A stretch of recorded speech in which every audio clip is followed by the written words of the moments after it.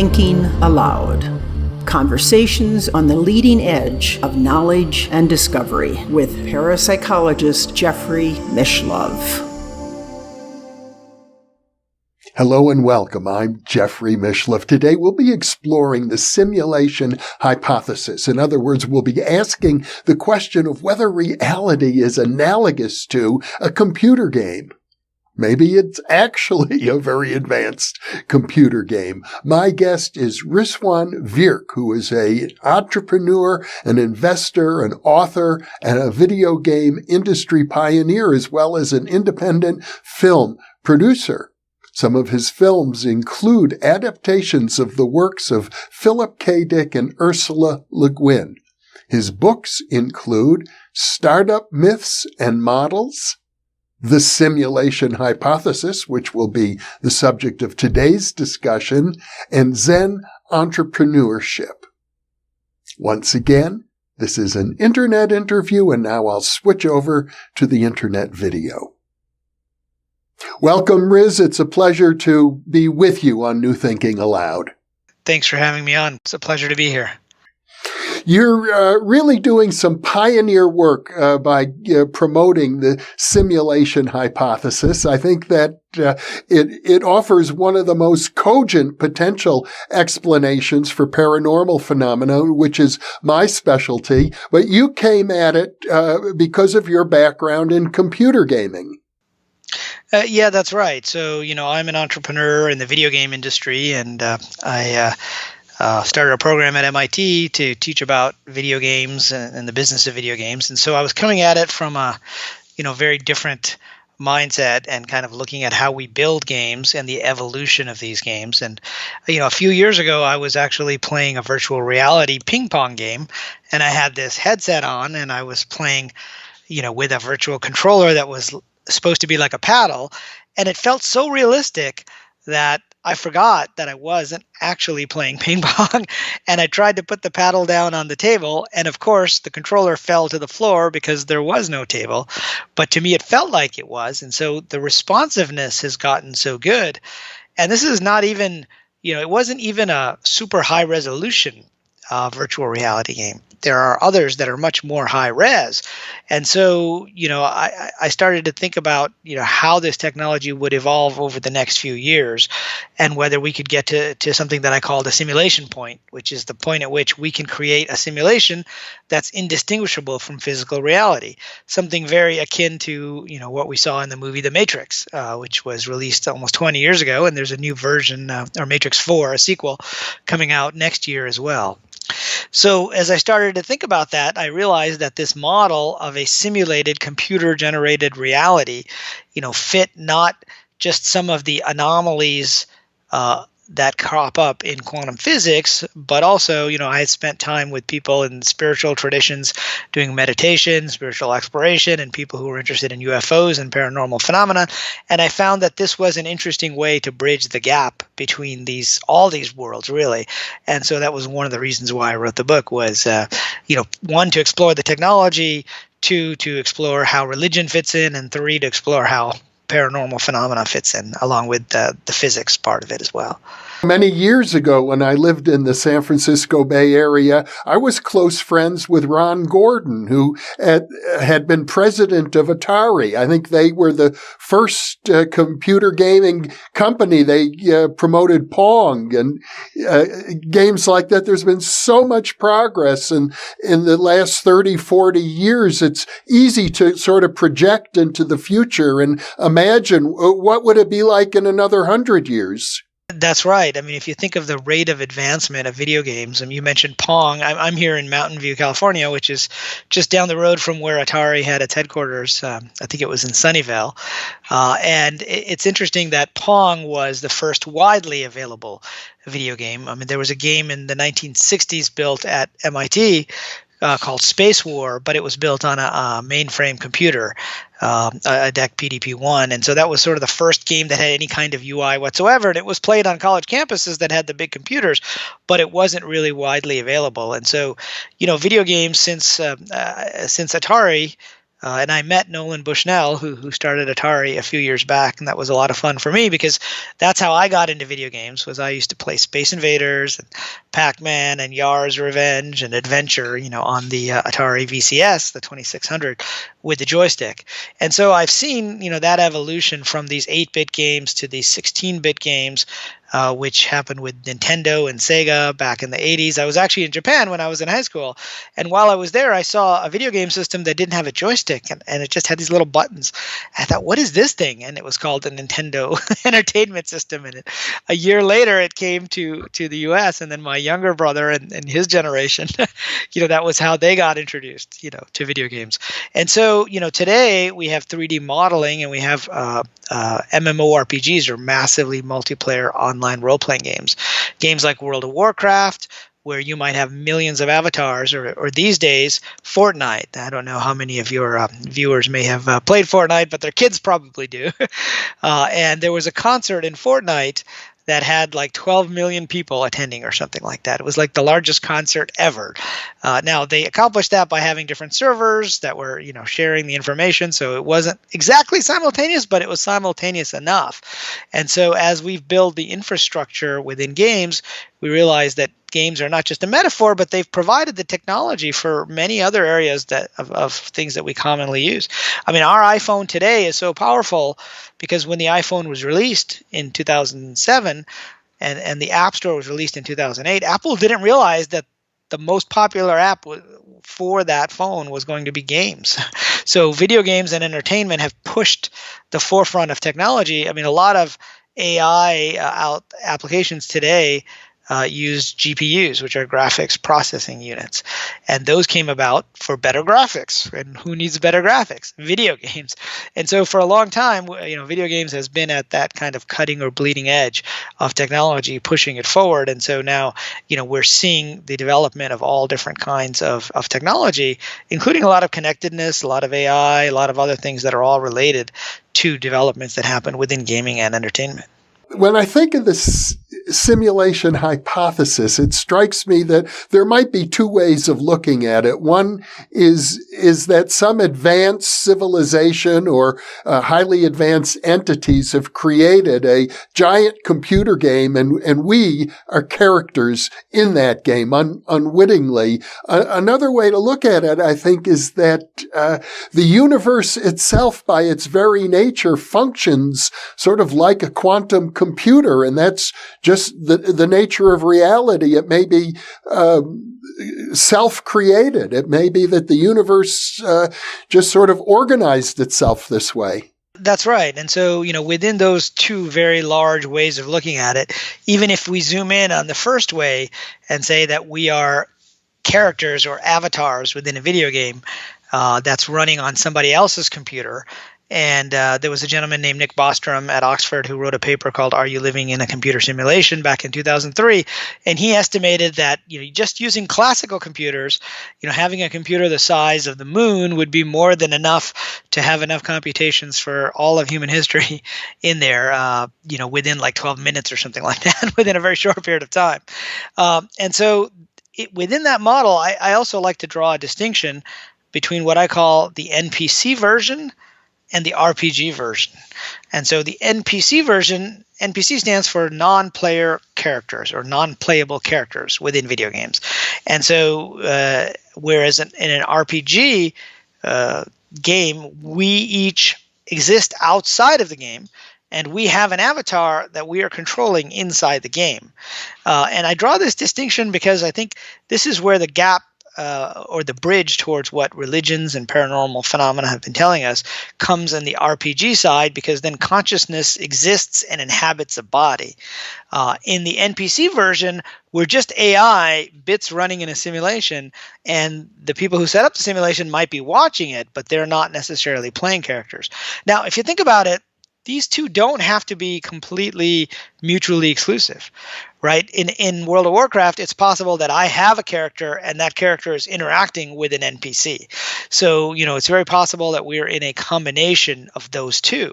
And so I think, when academics talk about the simulation hypothesis, they're often talking about the first version, the NPC version, where there's nothing outside. There is something outside, but there's nothing outside for us.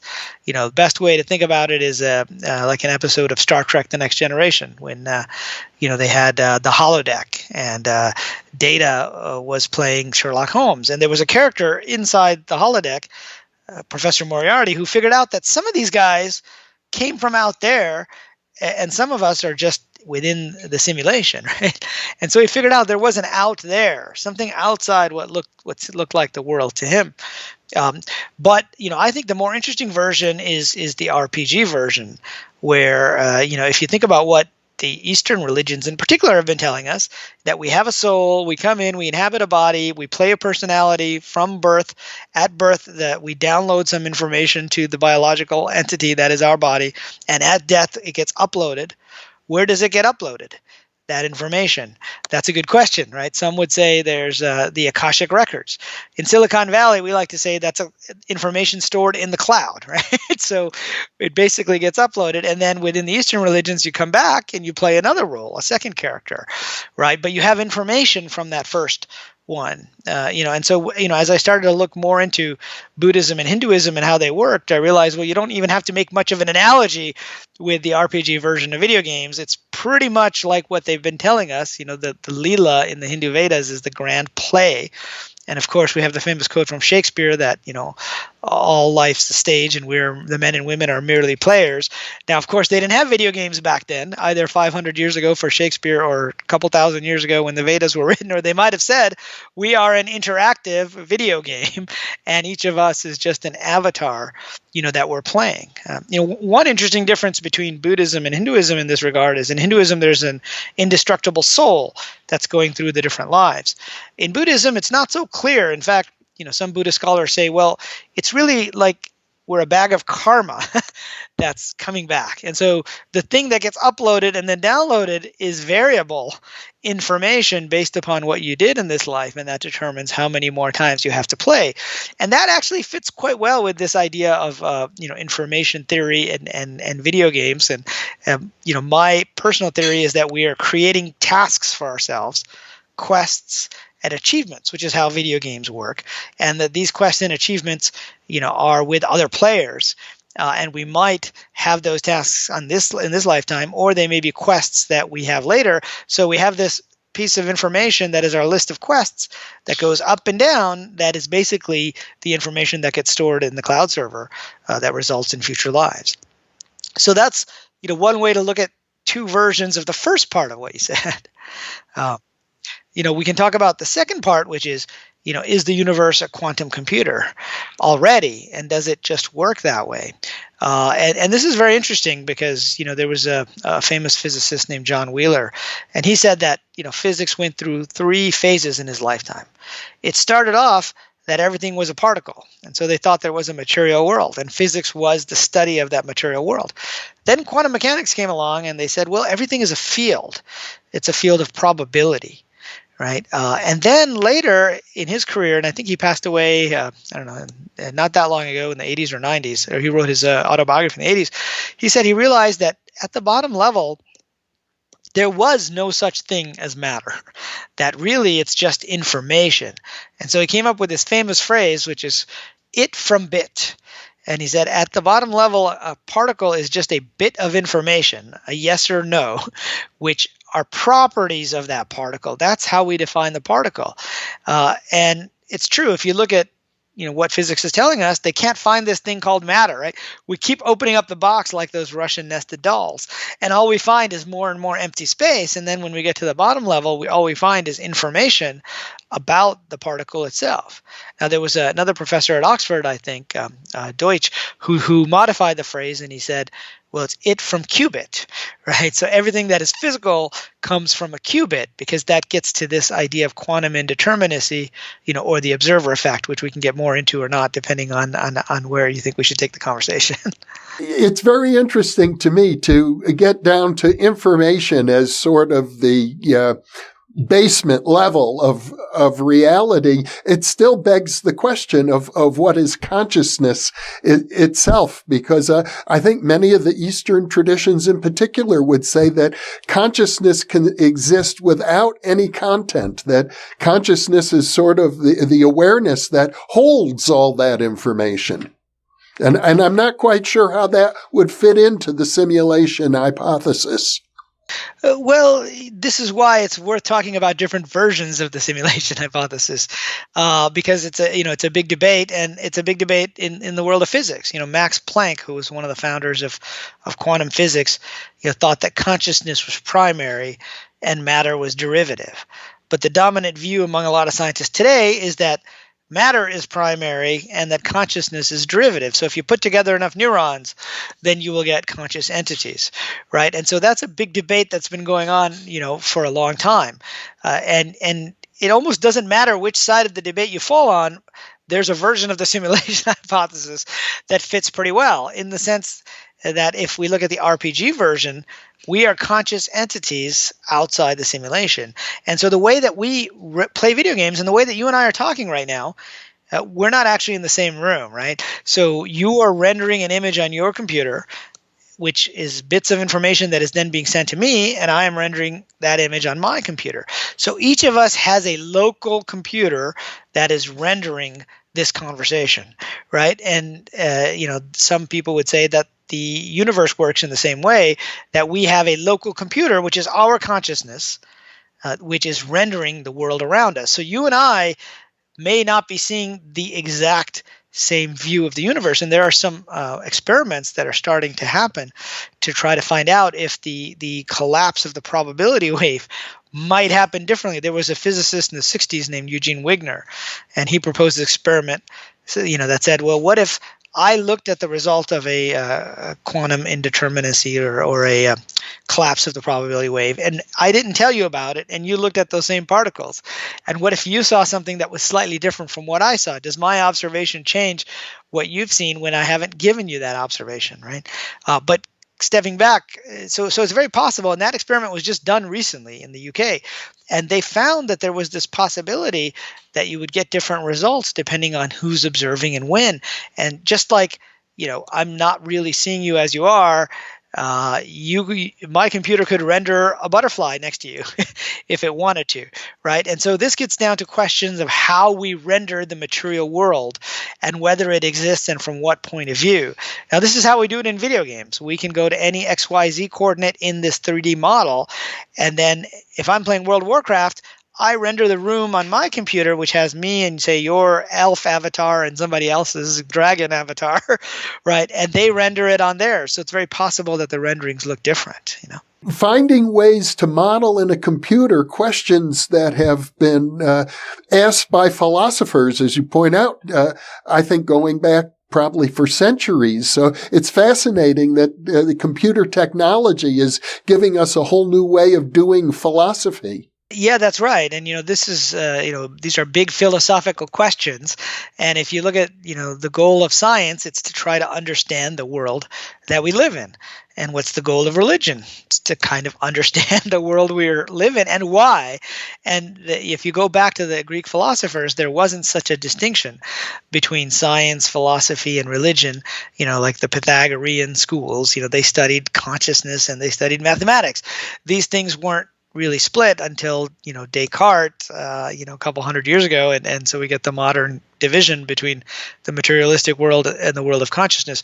But there's a saying in Silicon Valley, which is from a well-known entrepreneur and venture capitalist named Mark Andreessen, who said he was the founder of Netscape, which started the whole internet boom back in the 90s, and he said that software is eating the world because every industry was starting to use software, whether it's insurance, whether it's automotive for simulation and modeling, et cetera. And I have a variation of that, which is that information science is eating all the other sciences, because in the end, when you think about biology, right, a lot of biological research, is coming down to genes and genetics. Well, what is genetics but a set of information? In fact, before they found physical genes, they had this idea of the gene, which was a set of bits of information. And then they found DNA, and when they examined it, they realized it's really a very compact structure for storing all of this information, about biological life. And so biological life, as far as we can tell, is based on some algorithms that read this information and then they render. Now, rendering is done differently for physical objects. You can't just create a tree like that. You have to actually grow it using these algorithms. And what are these algorithms? We don't know yet, but we have a sense that there are, because we're starting to do 3D printing. So I don't know if you've seen the output of a 3D printer, but you could, if you had plastic as the material of the 3D printer, you could print this glass. And so at some point we'll get to, going back to Star Trek: The Next Generation, where Captain Picard used to say tea Earl Grey hot, and the the cup would materialize and the tea would materialize. We're starting to have 3D printers that can print metal, that can actually print living tissue. And so, what it's showing us is that what we think of as a physical object really consists of a set of information. And if you have that information modeled correctly, you can recreate, that physical object. I know a lot of computer games, at least I presume they build reincarnation right into the game. If your character dies, you can get reborn in these games. It seems to be a simple thing to program. But how would you explain that in terms of actual paranormal events that we're clear about, like remote viewing? How could computer simulation, how could that hypothesis account for remote viewing? Sure. Yeah. And remote viewing is interesting, and as I mentioned, I'm here in Silicon Valley, just down the road from where Stanford Research Institute was, SRI, where they did a lot of those remote viewing experiments, back in the 70s. And, in a materialist view of the world, remote viewing can't exist, right? Because you can only see what your particular physical body is close to, and you can only examine the light. But it turns out within the world of 3D computer video games, it's not that hard, and we do this all the time. So if you think of something like World of Warcraft, your avatar could be somewhere completely different from where mine is, right? We could be on different sides of the continent. But my computer could render what's going on at your XYZ coordinates quite easily. And so we have what we call a virtual camera inside these games. And we were actually using this at a startup that I was involved with a few years ago, where we took a 3D world like Counter-Strike Go or World of Warcraft, and we basically put the virtual camera in different places so that you could put on this virtual reality headset and you could see what it was like if the dragon was right there attacking you, as opposed to watching it on your computer. You'd be right there. And we could do that for any character at any location. And so, if we have a 3D world, then it becomes that is being rendered on a computer. Then what's really happening is that there's information about what's in the world. It's being rendered on everybody's individual computer or everybody's individual phone, and that you can easily just switch the virtual camera. So normally we think of it as fixed. And this ties to, other paranormal experiences like near-death experiences, right? So if you study NDEs, one of the areas that I find most intriguing is the life review. When I was writing my book, I spent some time with Daniel Brinkley, who wrote Saved by the Light back in the 90s, and he was struck by lightning, and he was dead for I forget how many minutes now. But he described what he called a panoramic 360 life review. And so it's reliving every single moment in your life. But what was interesting about it was not just that everything was there, including moments that he may have forgotten about, but that he was able to view it from the other person's perspective, right? So he saw what it felt like. And, Daniel was kind of a rough guy. He got in a lot of fights. He beat people up. He was even in the military and actually shot people. He had to feel what it was like to be the person that was shot. That means if that's real, somewhere that has to be recorded in order to be played back like that, right? And well, it turns out, a lot of what we do today in video games is called streaming, right? On Twitch, and there's esports. Like the League of Legends finale had more people watching it than the Super Bowl had, and there was more money at stake. And so recording a full 3D gameplay session is not that hard. You just record it on your computer, and then you can play back different pieces from different XYZ coordinates. Now, obviously, it's much more sophisticated. The near-death experience is more sophisticated because you have to feel what they're feeling. And our video games right now are mostly visual. And even with virtual reality glasses, we don't necessarily feel things, but even that's changing.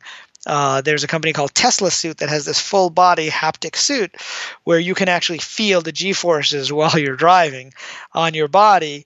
And they did a little demonstration where they had a big rugby player in the UK. I forget who it was, but it was some famous rugby player tackle someone, and they had everything recorded on where he made contact. You could put on the suit and the glasses, and it would feel like you were actually tackled by this big rugby player, which is not something that I necessarily want to experience.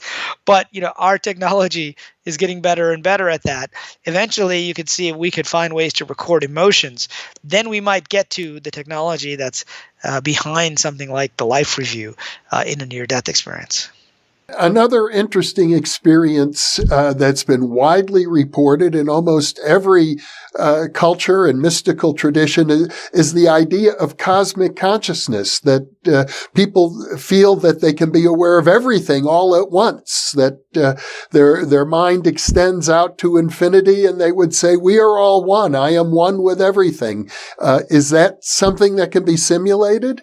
That's a good question, and that's an experience, you're right, that I think they have pretty much in every culture, and whether it's through meditation or, through drugs or just, spontaneously, it's an experience that people have. This experience of being part of something greater and that everything is literally connected. And if you think of how that would work, again, in a materialistic universe, that doesn't make a lot of sense, right? Because everything is separate from everything else. But if you think of a connected universe, right? I like to say that a lot of scientists think that the universe stopped evolving at a 1980s PC.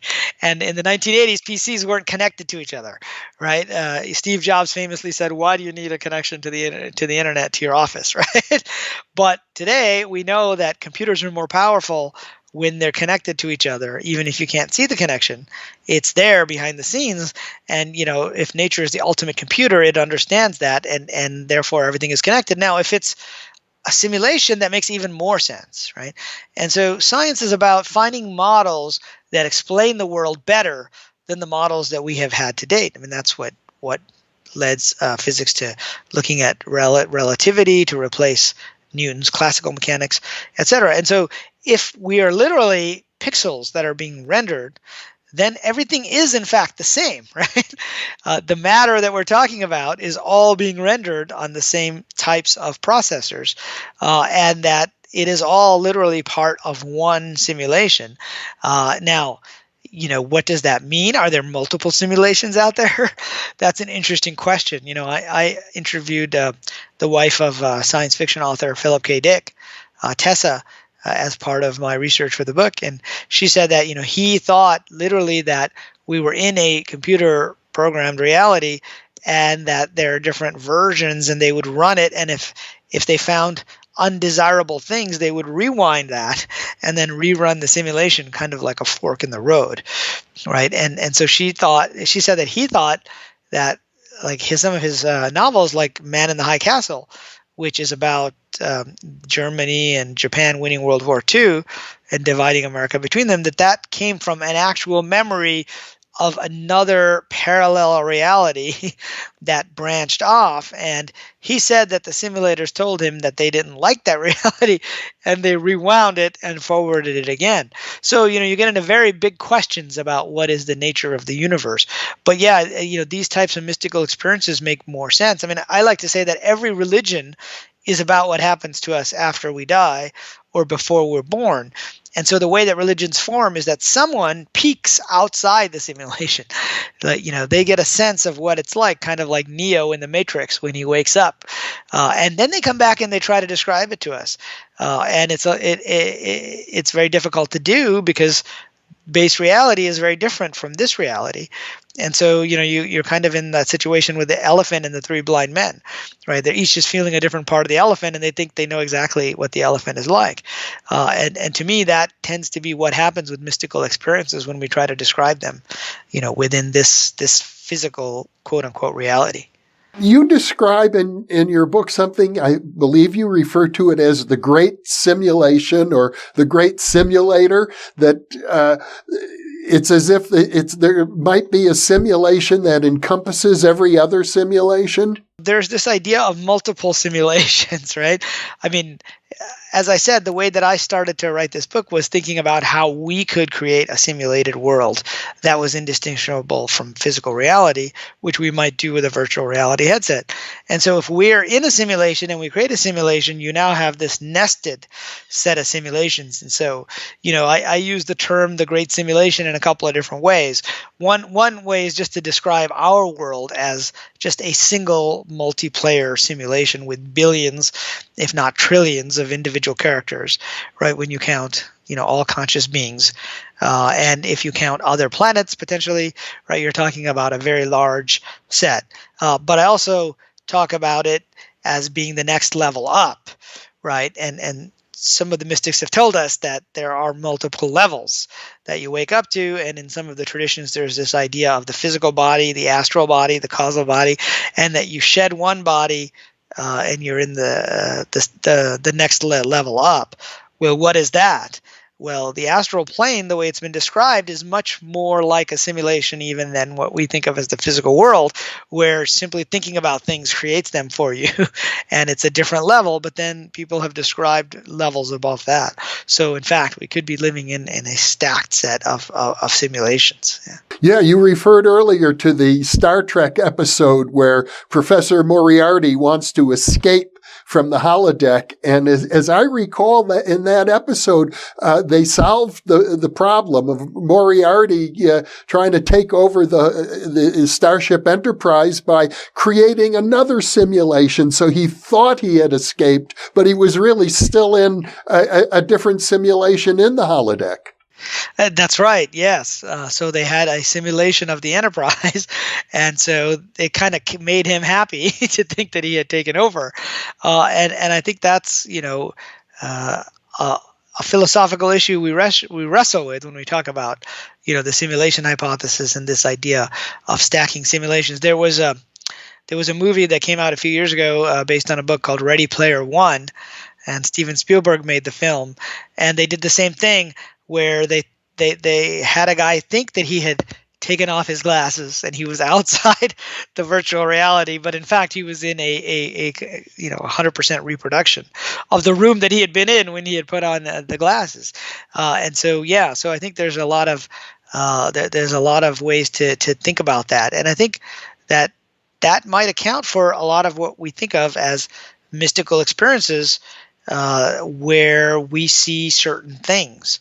Right. And certainly in near-death experiences, some people report seeing a garden, some people report seeing cities, some people, report seeing Jesus, some people report seeing just straight beings of light, that these are presented to our consciousness. So they are rendered on our consciousness. And I think all kinds of, paranormal phenomena can be explained, within this framework, better than within a material framework. Well, it's a very elegant hypothesis, and I know we haven't even gotten into the fascinating parallels between the simulation hypothesis and quantum physics, but let me ask you this. As a scientist, one would want to test the hypothesis, and are there any possible tests? So if we wanted to confirm the hypothesis or refute it, what could we do? Sure. So, this is one of the areas about simulation theory that's discussed a lot, and sometimes it's used to dismiss simulation theory because there's no definitive way to prove that we aren't in a simulation, right? But, my answer to that is just because you can't prove something is not true doesn't mean that you can't find evidence that it is true.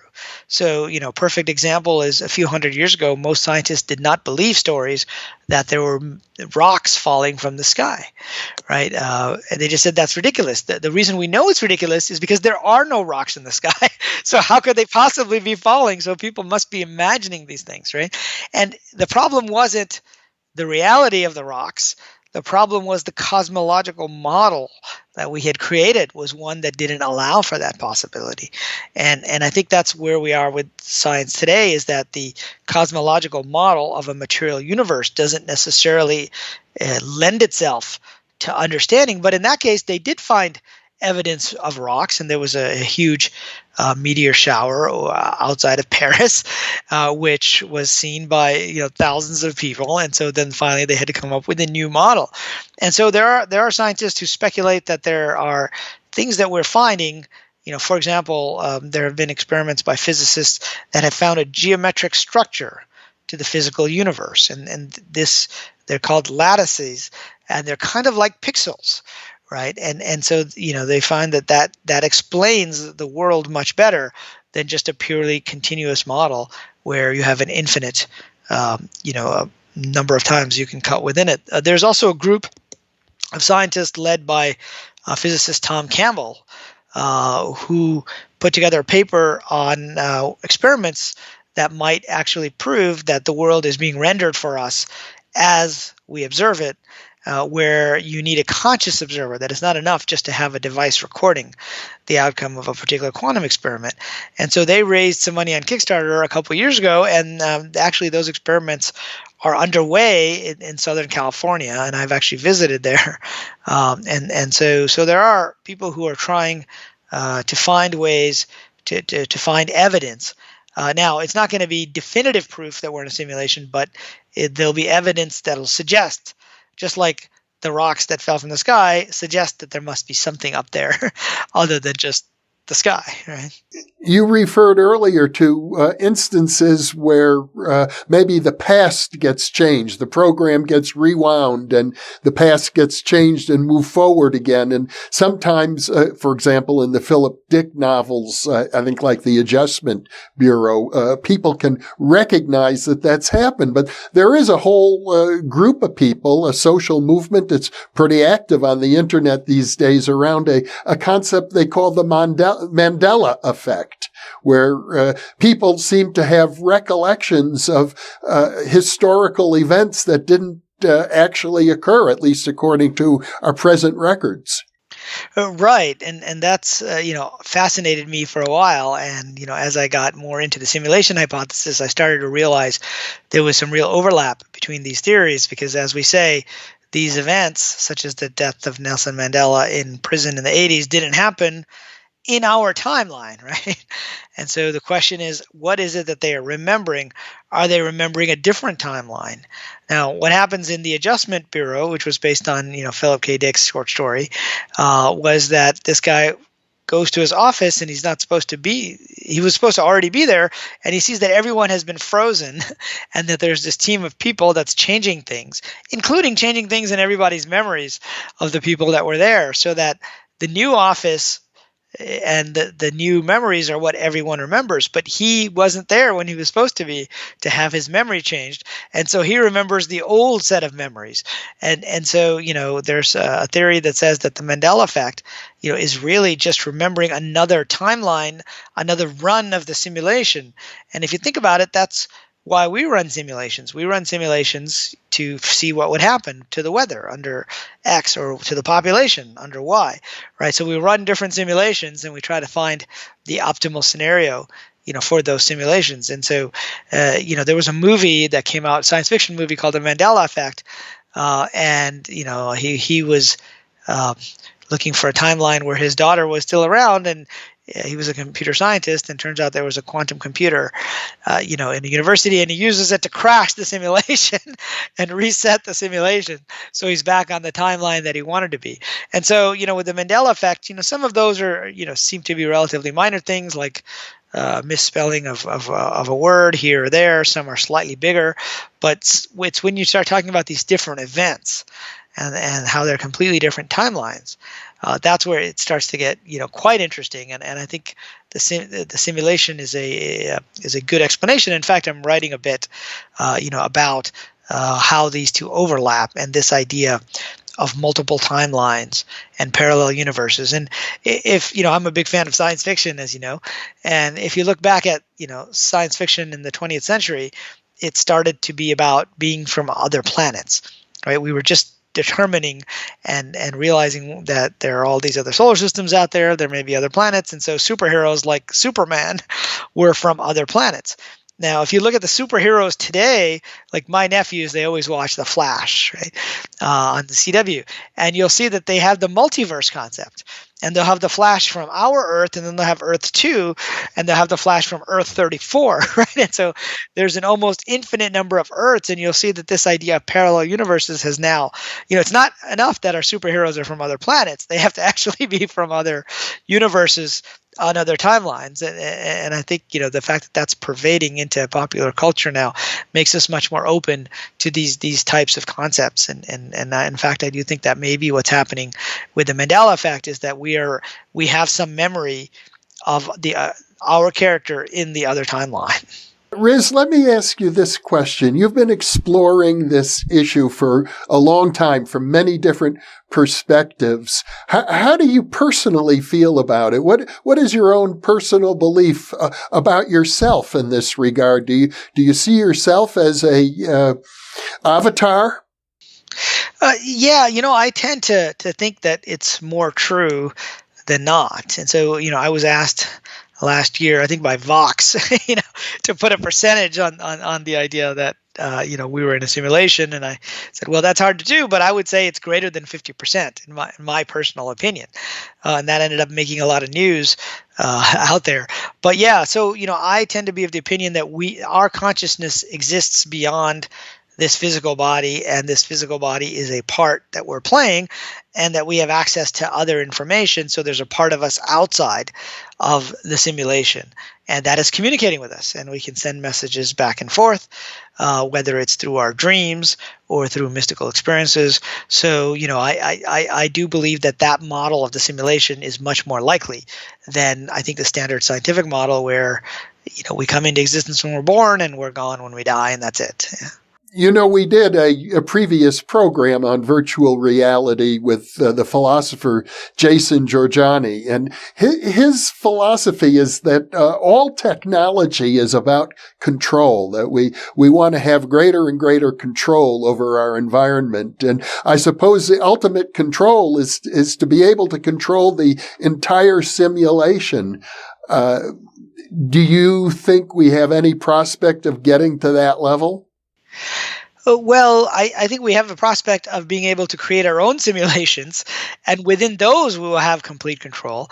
But it's interesting you bring up with the philosopher, because these are big philosophical issues, and one of the questions that comes up is about free will versus just having everything predetermined, and that also comes up within simulation theory, and it gets back to this basic split of the NPC version versus the RPG version.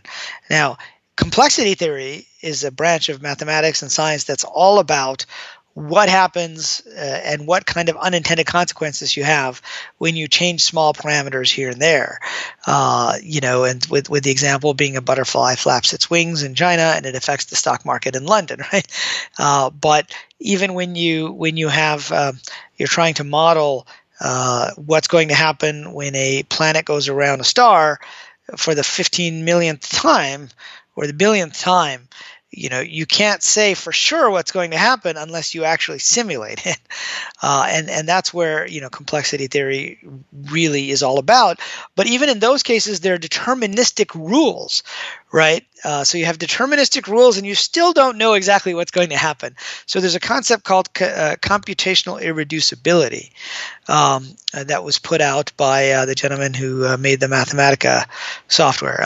And so even if there was no free will, you still may not know exactly what's going to happen, even with predetermined rules, until you run the entire simulation.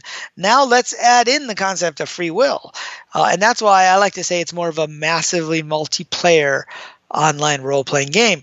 My avatar in World of Warcraft might have limited options, but I can still make the choice of whether he attacks or kills this orc or this other character or not, or he decides not to fight them and does. So there's still choices being made. I mean, they may be sort of pre-planned within some set of probabilities, but the probabilities is almost too vast, to realize. And so you have to run the simulation. And so now add 1 billion people all making individual choices, within the simulation. And so that gets to what I think is the closer to how the simulation works, as opposed to it just being all controlled by one central computer or one central consciousness.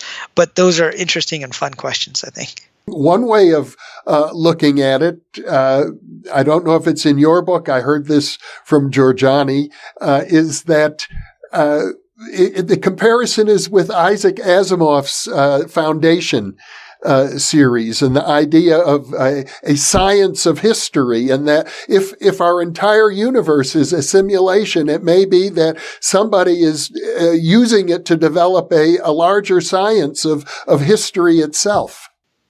Right. So this gets to the bigger question of what is the purpose of the simulation, right?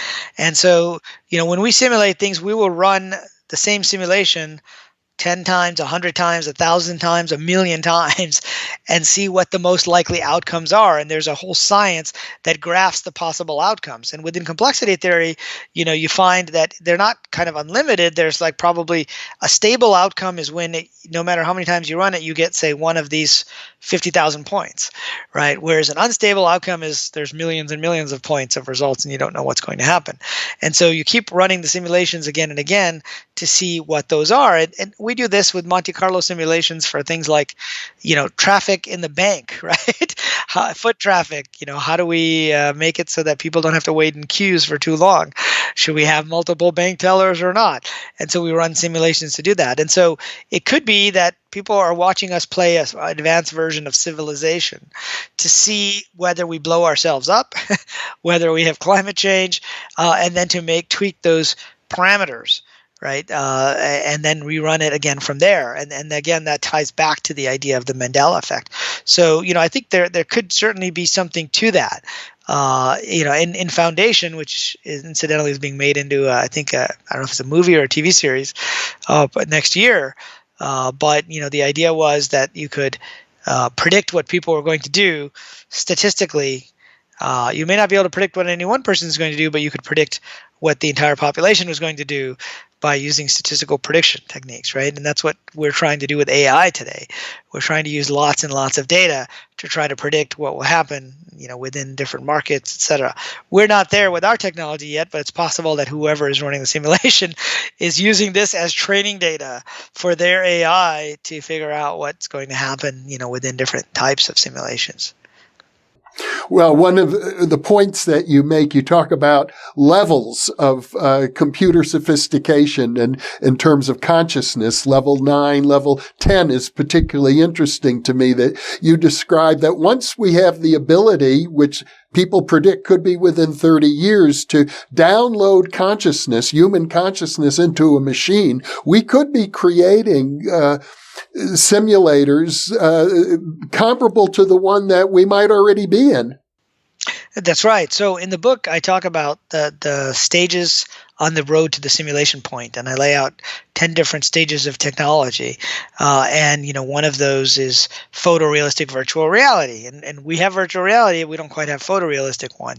One of those is light field displays, which is the idea that if you can figure out for any object, say this can of soda here, if you can figure out how the light bounces from this object to my eyes, and you can actually create a field or a hologram and reflect light in the same way, what's the difference between having the object there or not having the object there? And another interesting one is when we get into brain-computer interfaces, it's the idea of false memories, right? And so this was explored again by Philip K. Dick in many of his science fiction stories. And in the movie Blade Runner, there's a famous scene where Sean Young's character, Rachel, remembers what it was like to be a little girl and seeing a spider building her web outside, and turns out it's an implanted memory, right? And we're not quite there yet with our technology, but it's possible we could get there. There have been experiments done where they were able to use electrical signals to convince a rat that he had learned where not to go in the maze. And so, ethical assumptions aside, those types of electrical signals could be used potentially, within humans to give us false memories. And Stephen Hawking, in one of his last lectures at Harvard University, said that if we can't be sure about the past, then we really don't know anything about our universe, right? If determinism breaks down, and it does, he was saying, because information is lost within black holes. Now we're in a whole different area of physics. But if you can't be sure about the past, there's a whole field called last Thursdayism, right? Where, how do you know that the universe wasn't created last Thursday?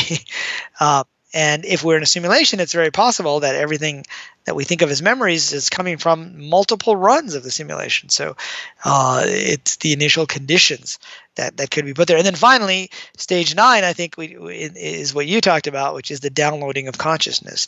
So, this is a popular area in Silicon Valley, and this is the idea of digital immortality.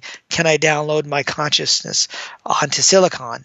And right now, if you think of us as a biological machine, right, and our information is downloaded onto there, there's no reason we couldn't download that information to another machine. So you could have AI or robots that also have consciousness or even a soul, because if consciousness gets downloaded to anything that is suitable to host it inside the machine, inside the simulation, then we could create other machines that way. And so this gets to a whole nother set of philosophical issues about, immortality, AI, the rights of AI, and they've been explored in science fiction, but we may find ourselves trying to explore them, in real life here real soon within. And so estimates for when we get to the simulation point, range from a couple decades to a couple hundred years, right? No one honestly thinks it's going to take longer than a couple hundred years. Well, in that case, if you think of the time frame of the universe, it's very likely that we will get there within some period of time. I mean, 10,000 years will definitely be there, right? What's a couple hundred years in the overall scheme of the universe? Not much. Well, I think before we leave the topic, it's very useful to discuss the relationship between the simulation hypothesis and the collapse of the wave function in quantum physics. So one of the big mysteries in quantum physics is quantum indeterminacy. And it's this idea that it's only when we observe something that a particular reality comes into being out of the set of probabilities. And probably the easiest way to understand that is with Schrodinger's cat, right? And the idea was proposed by Edwin Schrodinger that there was a cat with some radioactive material in a box. And within an hour, given the decay of the radioactive material, there's a 50% chance the cat is alive and 50% chance that the cat is dead. And so we would think that it's one or the other. It can't be both, right? We just don't know because we haven't opened up the box to look. What quantum physics is telling us is that's not the case. Both of those probabilities exist. And it's not until we observe it. Now, there's some debate over what constitutes an observer, but pretty much most physicists agree that until it's observed, one of those possibilities comes into play. And so this was explained as the collapse of the probability wave, but no one really understood why that happens. And so when you put on your hat of a video game designer, the reason we're able to design 3D video games today is we do optimization. And so we actually render only those things that your avatar can see inside the 3D environment. I mean, if you tried to go back on a Commodore 64, computer from the 80s, and you try to render Fortnite, it won't work because there's just not enough computing power. But the reason we're able to do it today is not just the increase in computing power, it's the optimization techniques. And so there are many people who think that the observer effect or quantum indeterminacy is actually an optimization technique so that not everything has to be rendered in the universe. Only those things which are being observed by some conscious observer in the universe. And so, the rule of thumb in video games is render only that which you can see. Turns out the golden rule of thumb in the universe is only that which gets seen is rendered. Otherwise, it's a set of probabilities. Now, what does that mean, a set of probabilities? Does it mean they exist in physical form? That's a big debate. And that's where parallel universes also come into play. Another theory is that you split off into multiple parallel universes. But all of those seem to be much better explained if we are some part of a computer program that is rendering worlds or is copying information and splitting and branching things than a materialistic universe. And so, the materialistic universe just doesn't make a lot of sense if you really think about it, although it's become popular in physics to try to find ways to justify the materialist point of view by, cutting out consciousness as much as possible. Well, I think that this parallel between quantum physics and computer game simulations is actually one of the strongest arguments for the simulation hypothesis.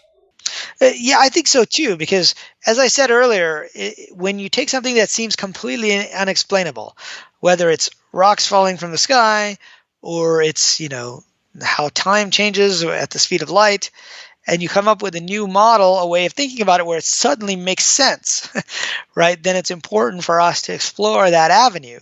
And that's why I think simulation hypothesis is so important in understanding our world. And the Eastern religions have been telling us this for a long time, that we live in a world of Maya or illusion. And it turns out it's not just the Eastern religions. In the Western religions, too, they're telling us that the physical world we see is a training ground and it's not the real world, and we'll spend eternity somewhere else outside of this physical world, and that there are beings outside of the physical world called angels in the more Judeo-Christian Islamic traditions that are watching us and that are recording everything we do. And so the simulation hypothesis, I think, not only provides a better explanation for these physics anomalies, they also find a way to bridge religion and science, which is what's interesting to me and why I find it, just a fascinating topic that we could talk about for hours. Well, Riz, this has been a delightful conversation, very enlightening, and I think the hypothesis is very powerful and it goes in many different directions. So thank you so much for being with me. Well, thanks so much for having me on. I really enjoyed our conversation. And for those of you watching, thank you for being with us.